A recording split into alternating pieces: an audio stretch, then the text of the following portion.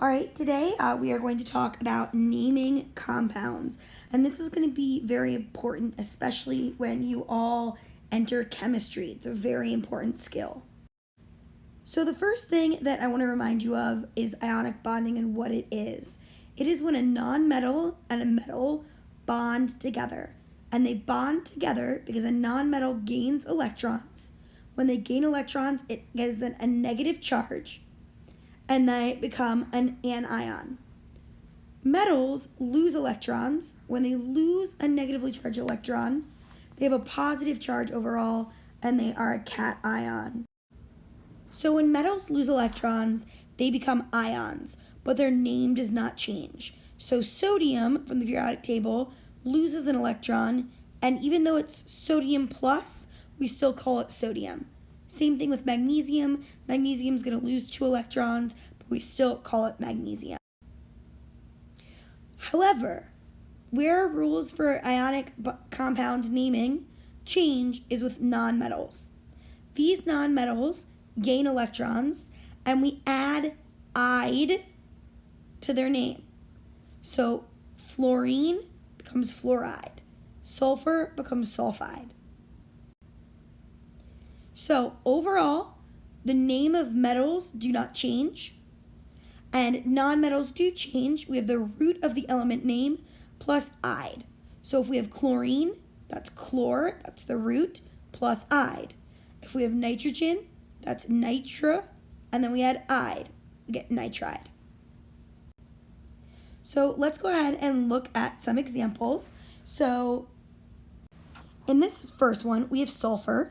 We know sulfur is a nonmetal, so it's going to form an anion. So this is going to become sulfide. Nitrogen is going to become nitride. Potassium, well, potassium is a metal, so this is going to stay potassium. Oxygen is a nonmetal, so this is going to become oxide. Lithium is a metal, so this does not change, it stays lithium.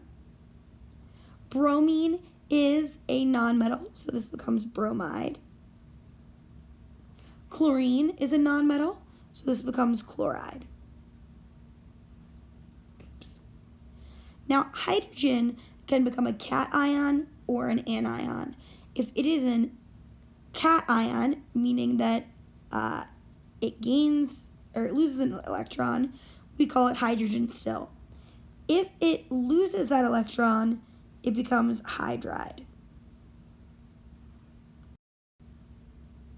So I also want to talk to you guys about these things called polyatomic ions. You are going to be responsible for knowing a couple of them, which are going to help you next year in chemistry. Polyatomic ions are ions that form after these have covalently bonded together. What that means is if I look at NH4, this N and H, those are both nonmetals. So these are covalently bonded together. But when they're covalently bonded together, this overall has a positive charge, which makes it a cation. So polyatomic ions are ions that have been covalently bonded, and then they create ionic bonds with another atom or set of atoms. So I'm going to highlight on here the ones that I expect you to know. You do need to know, You do need to know ammonium right here. I would like you to know carbonate. You need to know bicarbonate. You need to know nitrite and nitrate. You need to know hydroxide and sulfite and sulfate. So it is my expectation that when you see NH4 on a test or a lab or a quiz or something like that, you know that that is ammonium. If you see HCO3, you know that's bicarbonate. So this right here is only 8 that you need to memorize. I expect you to have those 8 very common polyatomic ions memorized. So let's look on the next slide about what that really means. So here we have NAF. And you should recognize that sodium and A, that is a metal, it is bonding with a fluorine, which is a non-metal. So this is going to be sodium fluoride. Here this wants us to write strontium chloride. Now I know that strontium's elemental symbol is Sr, and I know chloride's elemental symbol is Cl. Now one thing that we do need to look at on the periodic table is that in order for this to have our charges balanced, we must have 2 chlorides. So that is the correct chemical symbols for strontium chloride. This right here is calcium oxide, magnesium oxide is MgO, lithium sulfide, Lis, and there is a subscript 2 with the lithium. And finally, this is potassium iodide. So let's look at a couple more examples here with some polyatomic ions. When this right here is sodium, and you should know that the OH is hydroxide.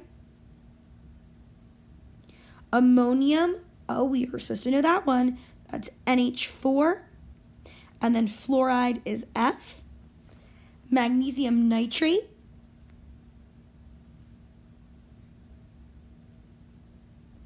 So that's what it would look like, but remember that magnesium has a 2+ charge. This nitrate has a -1 charge, so we need to have 2 of those. And lastly, we're going to look here. Oops, this is supposed to be a subscript 4. I don't know why those never transfer. But this right here is calcium sulfate. So I'm going to go ahead and ask you to pause the video and practice these. When you come back and push play, the answers will be filled out for you. So go ahead and take some time to pause the video and check your answers and let me know if you have any questions. So one thing that I do want to remind you is make sure you don't mix these up. Nitrate and nitride are different. So if we are matching these, this is nitride and this is nitrate. Here, sulfide is here, this is sulfite, and phosphate goes here, and this is phosphide.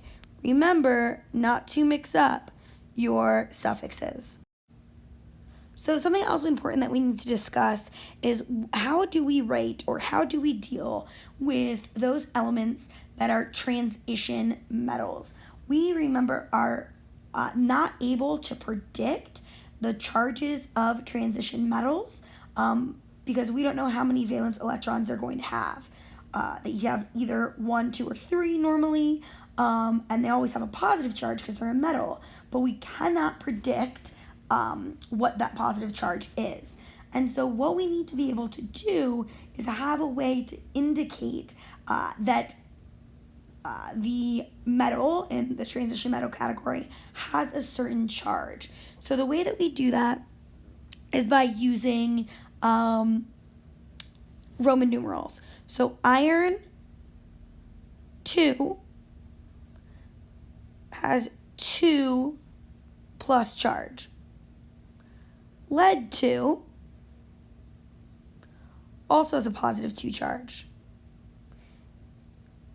Tin 4 has a positive 4 charge, and so on and so on. Copper 1 has a +1 charge. So these Roman numerals inside of parentheses following our metal indicate the charge of that atom.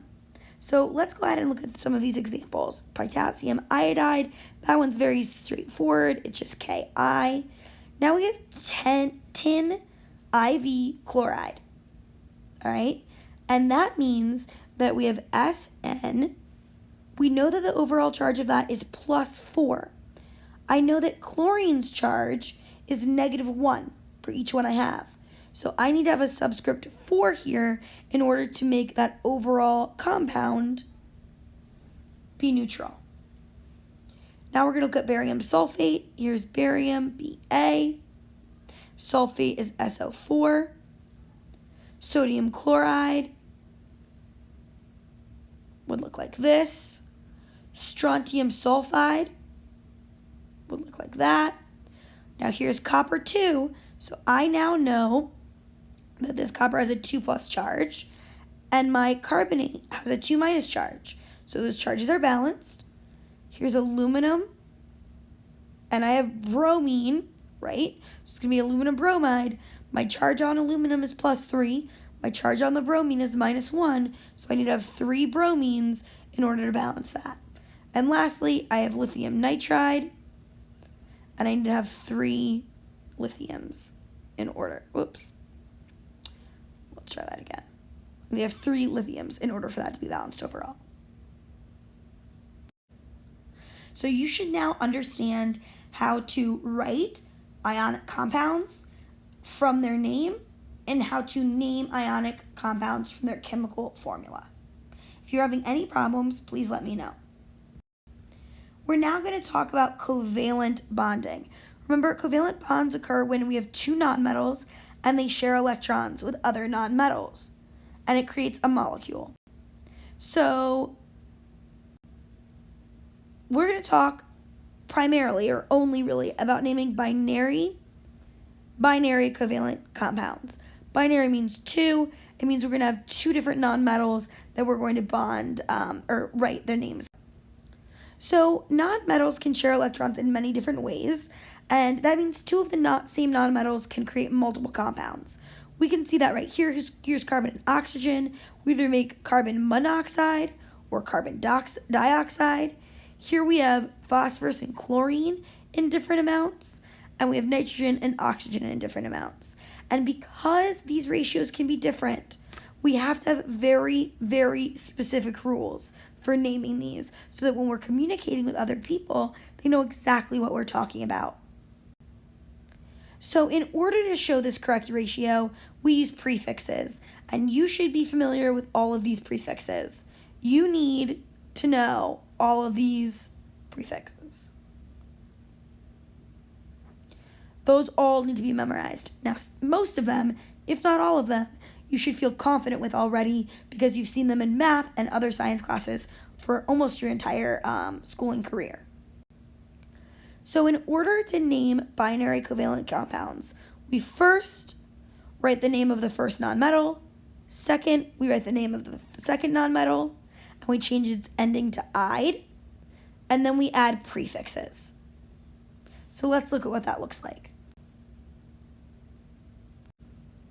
Before we actually look at that, I do want to talk about a couple of rules. Prefixes are for binary covalent compounds only. Never ionic. We do not use prefixes for ionic naming. We never use the prefix mono on our first nonmetal. We do use it on our second nonmetal, but never on the first nonmetal.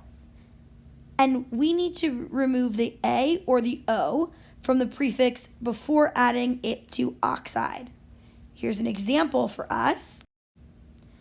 This, if you do not remove the O, would become carbon monoxide like this. But this is not correct.